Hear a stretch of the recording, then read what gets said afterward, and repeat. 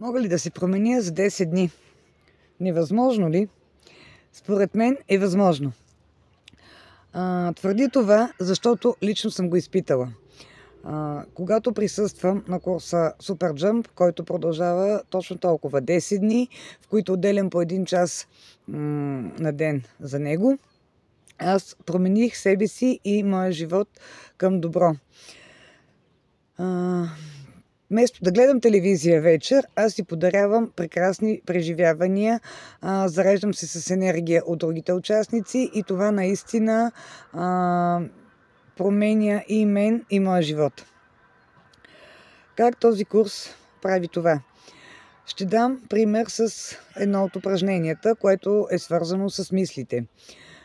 Според мен мислите имат голяма сила и променят живота ни в посоката на самите мисли.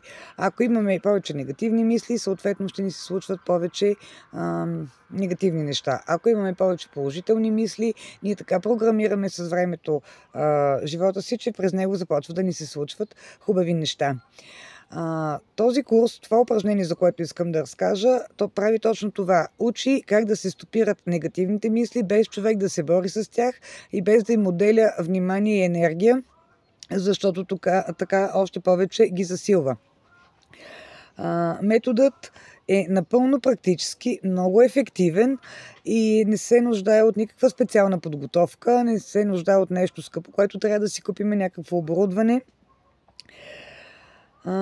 Когато го прилагам, аз наистина успявам да контролирам своите мисли, негативните си мисли, да ги стопирам на време и не им позволявам те да ме завладеят и да определят това какво да ми се случи и как да се чувствам.